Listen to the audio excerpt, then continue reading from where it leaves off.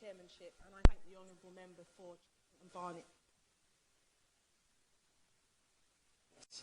I would also like to thank for creating this petition, which now has more than 220,000 signatures, including almost 2,000 of my own constituents in Edmonton who signed the petition we are debating today.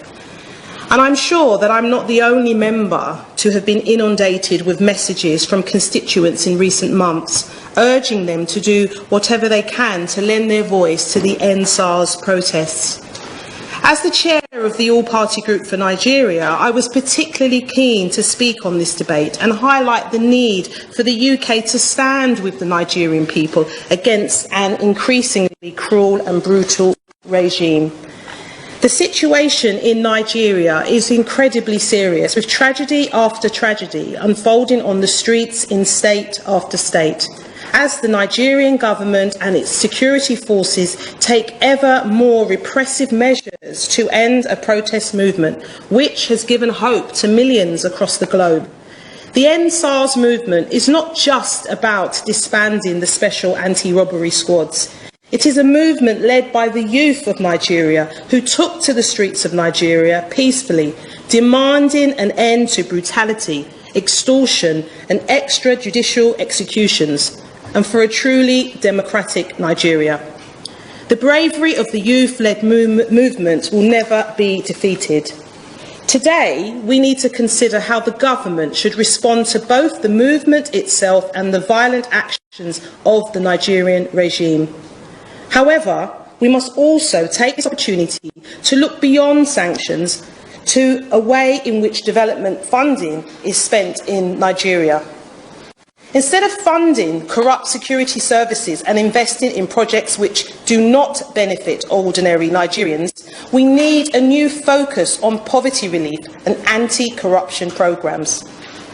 Mr Gray, it is vital that we recognise the role of the UK and how these events have unfolded in Nigeria. Despite previously stating the opposite, the government has now admitted to funding Endsars units for the last 4 years. That funding not only included the provision of training to those units, but the supply of equipment. At the very moment in which Amnesty International had declared Endsars units to have been involved in extrajudicial killings, corruption and torture, the government was using the aid budget to train and equip those units. In fact, between 2016 up to this year, more than 10 million went towards programmes from which Endsars units benefited.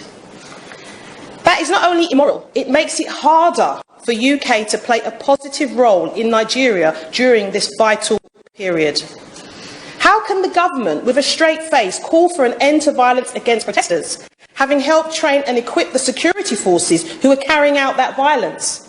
So today, I hope the Minister will publicly apologise for the decision to fund Endsars units and pledge a full and independent inquiry into this matter. Mr Gray, the 20th of October 2020 will be remembered as the Lekki Tollgate massacre, the day a deliberate and coldly calculated attack on peaceful Nigerian civilians was carried out by the Nigerian army. The Nigerian government has since taken part in an attempted cover-up of this massacre. Security forces in Nigeria make muted responses to the murder of protesters. While governments across the world have called on the Nigerian government and the security forces to stop killing protesters, the UK government has hedged its bets, issuing only weak and timid statements. It is therefore a gift to the Nigerian government when our government fails to explicitly condemn the Nigerian regime for killing its own citizens. So will the Minister today finally condemn the Nigerian regime for its part in the Tollgate massacre and the continued killing of peaceful protesters in Nigeria?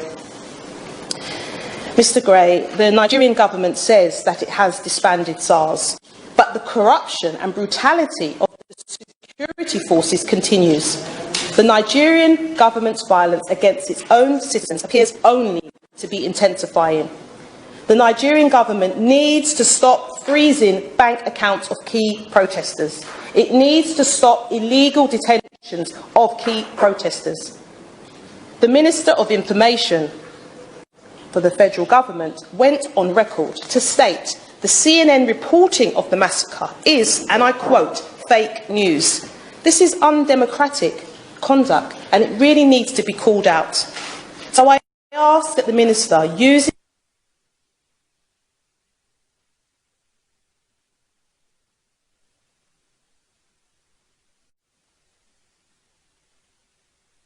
this opportunity to end the UK government's neutrality on this issue. The UK must never be neutral when it comes to human rights abuses. Are the rights and needs and dreams of young Nigerian people not the same as those that are here in the UK? The UK should not be a safe haven for anyone who denies their own citizens the same freedoms they come to enjoy in the UK.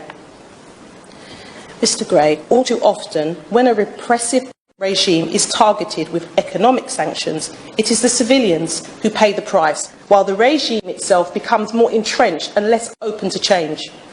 But the UK government can use the sanctions under the global human rights regime, which targets individuals involved in human rights violations and abuses. So, if the UK's position is a global force of good, then I ask the UK government to add the names of the Nigerian government and the security services to the designated list of those responsible for the worst human rights abuses. As I come to a close, it is time for the UK to change course and stand in solidarity with those fighting for a new Nigeria. Let's stand together. Let's get rid of corruption, extortion, extrajudicial murders and massacres, because it's time for a new Nigeria. And I thank you. Don't do that. Thank you, Mr. Gray, for calling me speaker. I must say it's a pleasure to follow my honourable friend, the Honourable Lady for Edmonton, who speaks quite rightly with great passion about one of the great countries in this world that is sadly being racked by violence and violence against young people. Now, I would argue that the greatest book in the English language, and I know there may be some debate about this, but the greatest book in the English language is Things Fall Apart by Chinua Achebe, the great Nigerian writer. And the beauty of that book is the way it explains the challenge of changing generations to live together, and the way it speaks about values falling away and community being eroded by outside pressure. What we're seeing in Nigeria today is part of that story. It's a tragedy that we are watching. It's a tragedy that we are all witnessing, because as we see things falling apart, the pressure this time is not foreign colonialism, forgive me. The pressure instead is corruption and violence and attempts at control. And that's why I totally agree with my honourable friend, the member for Edmonton. We need to call out the corruption. We need to use the powers that we have in this country to stop those who are profiting from the wealth of that great nation and hiding it here. Now, some people will remember when General Gowon left Nigeria with half the central bank, so it is said, and moved to London. We know that today, even now, in this great city of ours, there are, sadly, some people who have taken from the Nigerian people and hidden their ill-gotten gains here. We know that our banks, sadly, have been used for that profit and for that illegal transfer of assets. And that means that the UK is in an almost unique position in being able to actually do something to really exert pressure on those who have robbed the Nigerian people. Now, this puts a particular onus on the Minister, and I know my right honourable friend knows it, that using Magnitsky sanctions today isn't just about protecting Nigeria, although it is. It's not just about respecting Nigerian young people who have been robbed and murdered by these SARS units. It's actually about protecting the United Kingdom, because what happens in Nigeria matters fundamentally to us here. This is the third country of the Commonwealth. This is a country of 200 million people. It is going to be the great economic powerhouse of Africa and one of the great economic powerhouses of the world. This is a country whose wealth, not just in the oil off the river state, but in the imagination and creativity of its people, is witnessed every day in Nollywood, and perhaps more my style, at the great University of Jos. This is a country that gives so much to the world already, despite the fact that it is ill-governed, brutalised and robbed. Just imagine what it could give if the plateau state wasn't a scene of conflict and anti-SARS movements, but instead was the global centre of learning that it really, truly could be, and indeed was, up until the 1960s. So look, this is an opportunity for the UK to do something real, not just in the interest of Nigerians, though it would be, not just in the interest of Africans, though it would be that too, but fundamentally in the interests of the British people. This is a moment when these petitioners have got it absolutely right. They are not just arguing for the rights of young Nigerians who are claiming their own rights. They are arguing for the rights of Democrats, of free people, and of honourable people everywhere. And I hope that my right honourable friend and her colleague, the Secretary of State, will listen, will look at the sanctions regime and choose very carefully where they apply. Thank you, Mr Gray. It's a pleasure to speak in this meaningful debate and to follow the honourable member for Tunbridge and Malling. The events surrounding the Endsars protest in Nigeria has caused global concern and outcry. Last month, mainly young Nigerian people took to the streets in a peaceful protest against police brutality. And on the 20th of October in Lagos and in other parts of the nation, the military are alleged to have attacked peaceful protesters with disproportionate force and have killed and injured civilians. The world watched the horrific videos. The world saw the awful pictures from the scene. The world heard the eyewitness accounts from survivors who managed to escape the horrors of that night. Human rights agencies such as Amnesty International have supported these claims. Despite the overwhelming evidence, Nigerian government and military initially denied that the military were at Lekki and labelled the events as fake news. Media companies received a memorandum from the Nigerian National Broadcasting Commission to silence them, not to embarrass individuals, organisations, government, cause disaffection or panic to the society at large, following reporting on the events of that dreadful night. Consequently, some media houses who did report on the events were fined. The bank accounts of some organisers involved in the protests have been frozen by the Central Nigerian Bank pending investigations. Some organisers involved in the protests have been arrested or harassed by the authorities. These actions equate to the preventing and indeed stopping free speech and the right to peaceful protest by the state, and this is unacceptable. Peaceful protests are vital to the functioning democracy and are a fundamental human right. These rights should be upheld and respected. Many of my constituents who have a Nigerian background are in great distress. Those that have relatives and friends in Nigeria are concerned about the safety of their loved ones and have contacted me about this situation. I indeed have close friends in Nigeria who are also deeply concerned and have contacted me about this. They all ask for one simple thing: that the UK government defends the right to peaceful protest and free speech and ensures that those within the Nigerian government and army are held to account for the atrocities committed against peaceful protesters. Given the shared history between the UK and Nigeria, and as a fellow member of the Commonwealth and ally, the UK has its duty to stand up for human rights of Nigerian citizens.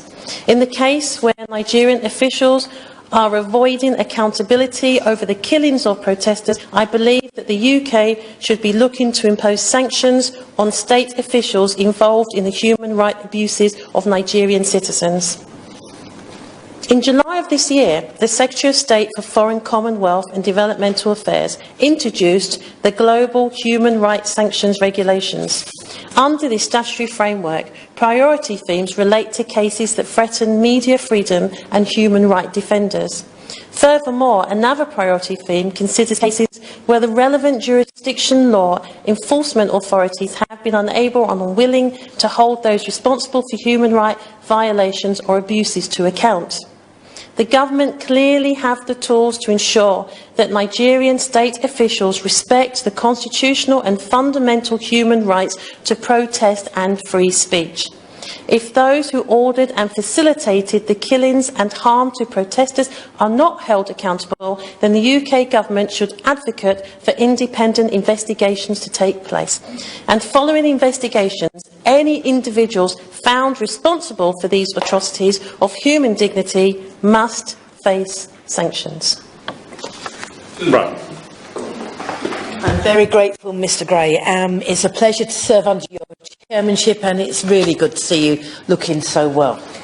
I'd like to thank the honourable member too from Chipping Barnet for introducing this debate, for her passion, and also to all of my honourable friends, also for their passion, their expertise and their clear demands that we're making today in this chamber. And it's good to hear that the demands are unanimously held across what is sometimes a divide. As we know, the Endsars police unit was suspected of abuses against thousands of innocent Nigerians over the past 28 years. It's sadly clear that Nigeria does have a serious problem with abuses of state power and with corruption which goes way beyond SARS. The protest movement that we are seeing rise in Nigeria wants all of these abuses addressed. SARS and other police forces were well known for targeting young people for arrests, extortions, beatings, almost at random. I'm told if you're young, if you had the wrong hairstyle or clothes, or if you're driving a car and playing music, you could be targeted. Your money and your possessions could be seized with no evidence, and people know if you resist, you will be beaten and possibly killed. SARS created an environment of fear and injustice, and until the protests, there was no real sign that those in power were listening or prepared to act. It appears to be, sadly, just the same with many other issues in Nigerian society.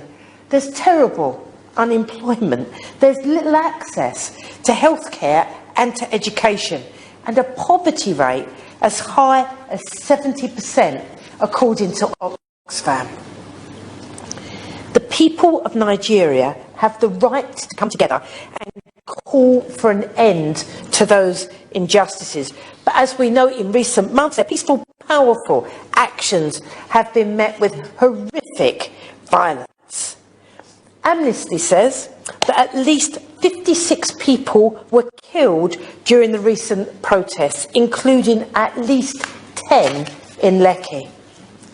I've been fortunate enough to hear from a young journalist with direct knowledge of what happened at the Lekki toll gate.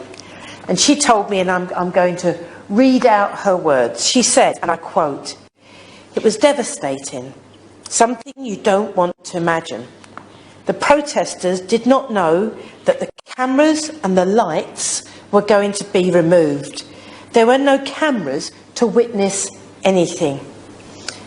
And then, as we've heard today, the soldiers opened fire on the crowd of protesters. And my contact said, one of the survivors jumped in the water, but the soldiers kept on shooting.